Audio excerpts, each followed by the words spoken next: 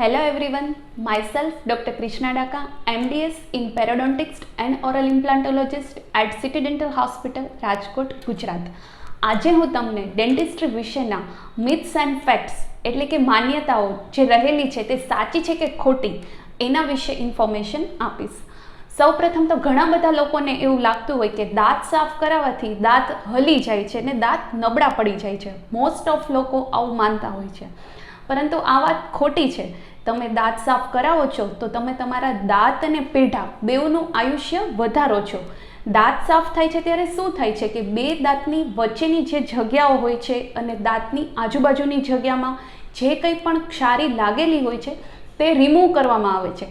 ઘણી બધી વખત ક્ષારનો સપોર્ટ એટલો બધો હોય છે કે વ્યક્તિને પોતાના દાંત મજબૂત લાગતા હોય, અને જ્યારે આ ક્ષારી રિમૂવ થઈ જાય તો એવું ફીલ થાય કે મારા બે દાંતની વચ્ચે જગ્યા થઈ ગઈ છે અને દાંત હલવા માંડ્યા છે અને નબળા પડવા લાગ્યા છે. આ ક્ષારી રિમૂવ કરવી એટલા માટે જરૂરી છે કેમ કે તે લોટ્સ ઓફ બેક્ટેરિયા કન્ટેન કરતી હોય છે અને ત્યાં રહેલા પેઢા અને હાડકાને નુકસાન કરે છે. એટલે દાંત સાફ કરાવવાથી દાંત નબળા નથી પડતા.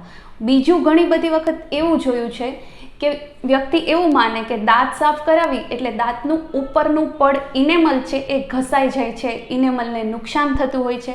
તો આ વાત પણ ખોટી છે. ઇનેમલ જે સ્ટ્રક્ચર છે એ આપણા બોડીનું સૌથી સ્ટ્રોંગેસ્ટ સ્ટ્રક્ચર છે. આપણે જ્યારે દાંત સાફ કરીએ છીએ તો દાંત સફાઈ છે એ વાઇબ્રેશન મોશનથી થતી હોય છે, અને આ વાઇબ્રેશન મોશનના કારણે ઇનેમલને કોઈ પણ જાતનું નુકસાન નથી થતું હોતું. ઘણી બધી વખત લોકો એવું પણ માનતા હોય છે કે તમે જો એકવાર ડેન્ટિસ્ટ પાસે દાંત સાફ કરાવો તો રિપીટેડલી તમારે દાંત સફાઈ છે એ કરાવવી જ પડે. આ માન્યતા પણ ખોટી છે. રૂટીન તમે ઘરે 2 ટાઈમ્સ બ્રશ કરો જ છો તો તમારા દાંત અને પેઢાની સફાઈ થતી જ હોય, પરંતુ આપણા દાંતની રચના એવી હોય કે ઘણી બધી વખત અમુક ખૂણામાં જે ક્ષાર રહી ગયો હોય છે એ વ્યક્તિ પોતે બ્રશિંગથી ક્લીન ના કરી શકે. તો જ્યારે તમે તમારા ડેન્ટિસ્ટની મુલાકાત લો ત્યારે અહીં મશીનની મદદથી એ ક્ષાર છે એ રિમૂવ થઈ જાય છે, તો જેના કારણે તમને પેઢાનો થતો રોગ છે એ આપણે ત્યારે જ અટકાવી શકીએ છીએ. એટલા માટે દાંતની સફાઈ 2 વખત વર્ષમાં જરૂરી છે.